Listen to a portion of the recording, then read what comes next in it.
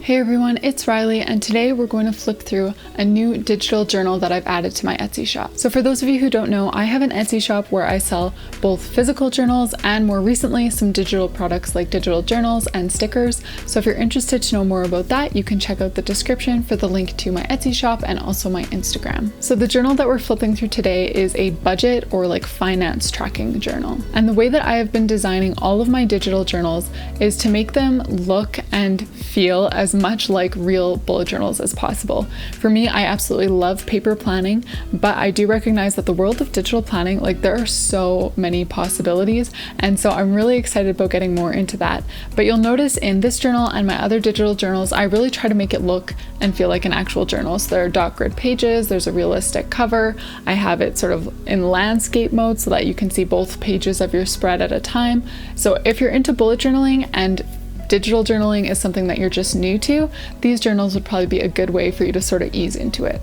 So today I'm going to be showing you this journal using the app Goodnotes. That's the app that I use on my iPad for digital journaling, but I know there are other apps too that you can use. One that I've heard is really popular is Notability.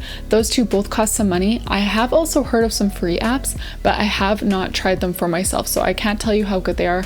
But the one free app that keeps sort of coming up from people that I know is the CollaNote app. So I'll write the name of that down in the description. If you'd like to check that one out, you can. So with apps like this, you can open the journal, which is actually just a PDF file, and these apps will then allow you to use the hyperlinks to duplicate pages, move them around to where you want them in the journal, and really sort of take it and customize it and make it work for you. I will say, however, I am by no means like an expert with Goodnotes. I still definitely default to like pen and paper, so I don't know all the tips and tricks about Goodnotes, so this is not a tutorial for Goodnotes. Now, one more thing before we get into the flip through.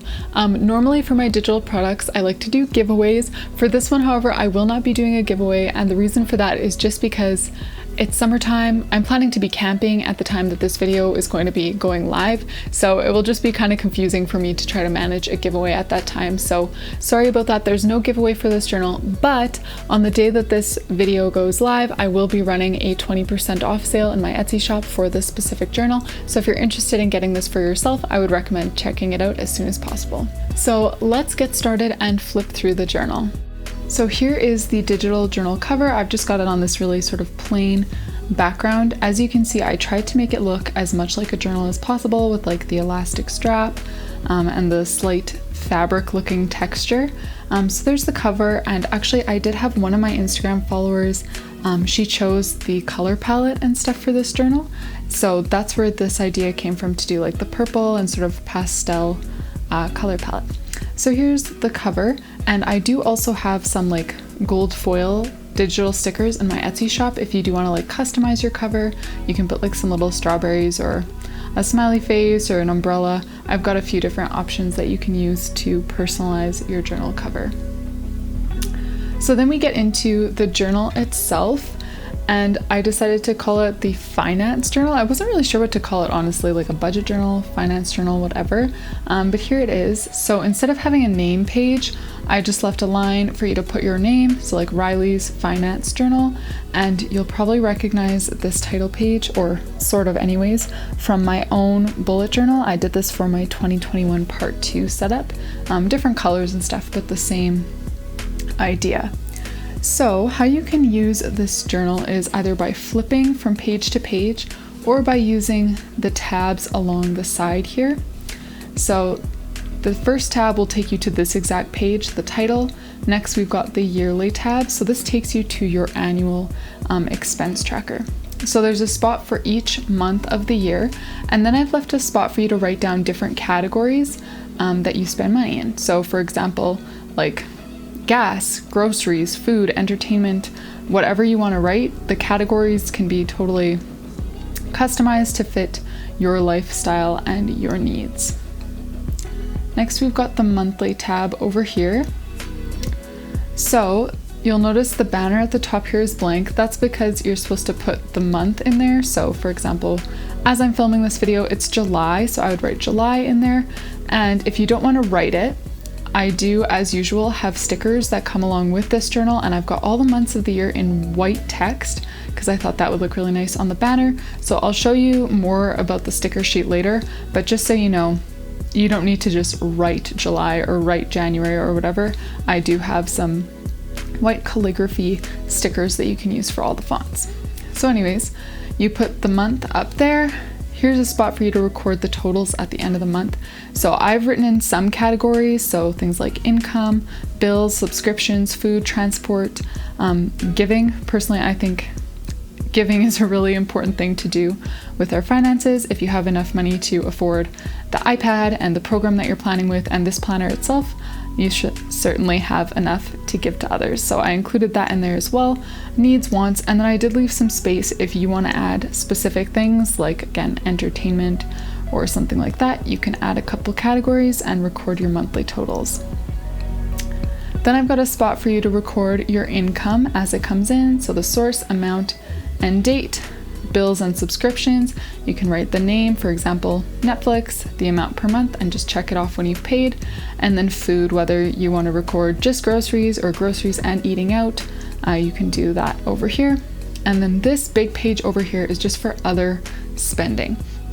So I've got a place for you to write the name of the item or items, and then a spot to write the categories. So these categories can like match the ones that you used here, so that it will be really easy to take your monthly totals and put them right here into the yearly totals page. So anyways, that's the monthly budget page. Next, we've got the weekly budget, and purely based on aesthetics, this is probably my favorite page. I don't know if I would really use a weekly budget tracker as much as the others, but I do really like how this one looks. And just so you know, if you don't want to use all the pages, you don't have to. If you want to use some of these pages more than once, like for example, the monthly one, you're going to want 12 copies of this. Goodnotes makes that really easy. All you have to do is just duplicate the page. You can drag it around to wherever you want it to be in your journal, and then just put a new month in and start fresh.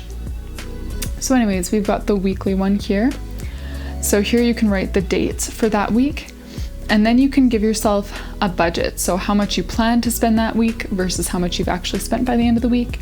And same with per day. So how much you plan to spend and how much you actually spend per day. Aside from that, there's just a box for each day. So each day has a list of items that you buy and the amount they are. And then you can total up your spending at the bottom of that day. Now, one other thing you may have noticed, but I never know how well you're going to be able to see this on camera. I did use like dot grid pages, just like a bullet journal. So I tried to make this look as much like a real bullet journal as possible. Next, we've got the bills tracker. So this is for bills and subscriptions. So these are just things that you know you're going to have to pay every month or every few months. So for example, the electricity bill, you can write that in, and then these here are the months of the year.